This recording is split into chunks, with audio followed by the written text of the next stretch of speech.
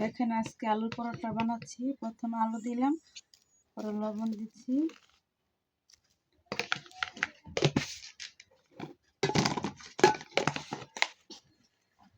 একটু ধনিয়ার গুঁড়া দিচ্ছি, পরোটা ঝাল খাবো দেখে একটু মরিচের গুঁড়া দিচ্ছি,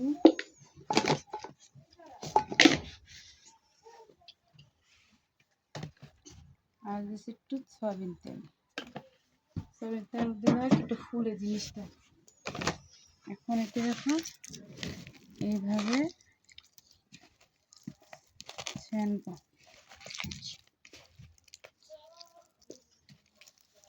দেখেন কীভাবে করছি।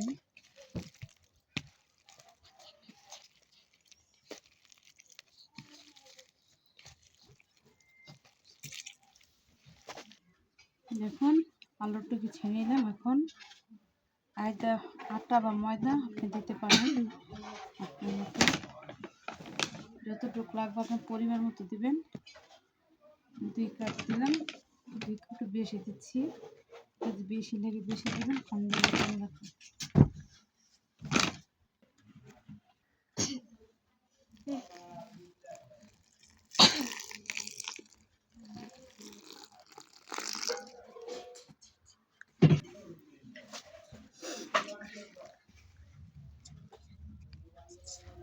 এখন এটার সাথে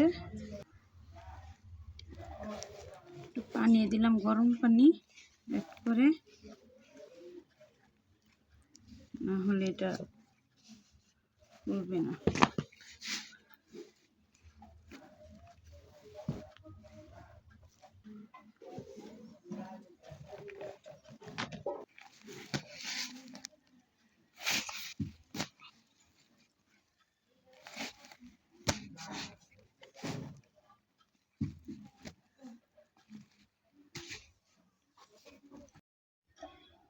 দেখেন আগে ডো করে রাখছিলাম তো, সেই ডোটা এখন দেখেন কি সফট আর নরম হয়েছে। এখন আমি পরোটা, হ্যাঁ দেখেন এখন পরোটা বানাচ্ছি। আমাদের গ্যাস নাই, তার জন্য কি কষ্টে আছি। তার যখন আমি পরোটা বানাবো, তা পরোটা খেতে মন চাইছে কিন্তু গ্যাস ছিল না, তার জন্য খেতে পারছি না। তাই আজকে একটু রাইস কুকারে পরোটা বানাবো আর আপনাদের দেখাবো। ঢাকা শহর আমার মতো কে কষ্টে আসতেন বলেন তো?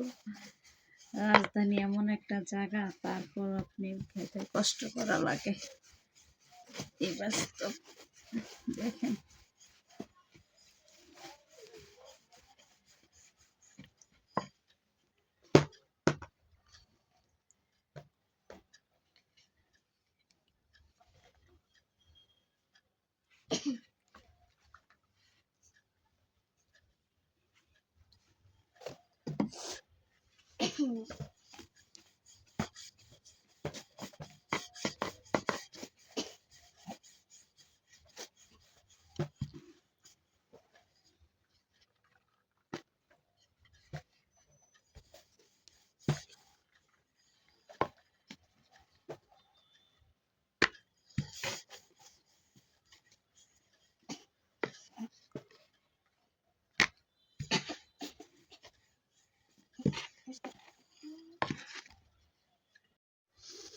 দেখেন রাইস কুকারে পরোটা ভাজতেছি।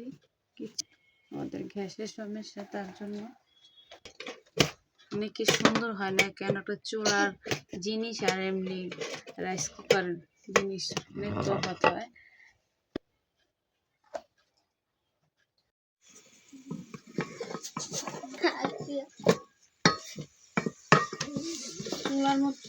চুলার মতো হয় না অবশ্যই, কি করার আছে বলেন ভাই বোনেরা, এরকম করে খেতে হয়। গ্যাস না থাকায় কষ্ট হলেও এমনি গ্যাসে লাল লাল তাওয়ায় দিলে হয়, ফেরাবেনে দিলে হয়, কিন্তু রাইস কুকারও হয় কিন্তু অতটা আর কি হয় না।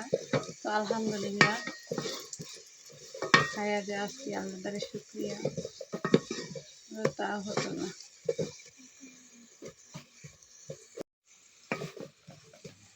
দেখেন কালারটা এমন আসছে।